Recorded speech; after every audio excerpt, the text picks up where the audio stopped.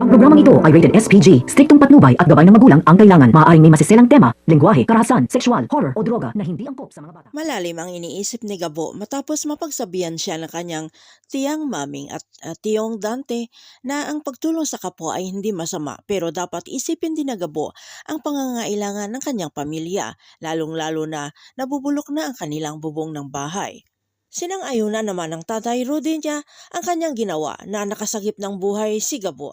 Kaya habang nagpapahinga itong si Gabo sa kanyang kwarto ay nahulog sa malalim na pag-iisip at napagtanto na tama ang sinabi ng kanyang tiyang mami. Kaya ipinangako sa sarili na ayusin ang trabaho na ipinagkaloob sa kanya ni tatang ngayon. At nananalangin si Gabo sa Panginoon na ipagkaloob sa kanya ang babae na kanyang mamahalin at magiging kasama habang buhay. Pero ang panalangin na iyon ay biglang natigil nang nahulog sa kanyang higaan sa mismong tabi niya ang babae na walang iba, si Samantha Jacinto, ang taga-NCIA. Ito ay duguan, walang malay at hawak ang baril.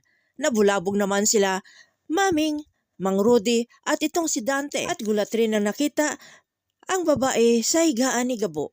Agad namang ginamot ni Maming ang sugat nang walang malay na si Samantha. Pero sila ni Gabo at itong si Dante at si Mang Rudy ay alam nila na nasa panganib ang buhay ni Samantha at may humahabol dito. Habang doon naman sa NCIA ay nabulabog na nga sila dahil sa pagtawag ni Samantha na may humahabol dito sa kanya. Kaya agad nag-rescue ang grupo ng mga taga-NCIA at nakita ang butas-butas na sasakyan ni Samantha dahil sa tama ng mga baril, pero wala silang Samantha na nakita. Umusok naman sa galit itong si Sir Delgado dahil buhay ng kanyang tauhan ang nakataya doon, kaya agad sinugod itong si Victor Safra at sinuntok itong si Victor. At kung hindi lamang napigilan ng kanyang mga tauhan ay gusto pang pagbabarilin itong si Victor Safra. Ang balitang iyon na nakarating sa kay Victor ay napag-isip niya na kung nakaligtas itong si Samantha Jacinto ay para ito sa kanya na si Victor ang tatapos ng buhay ni Samantha.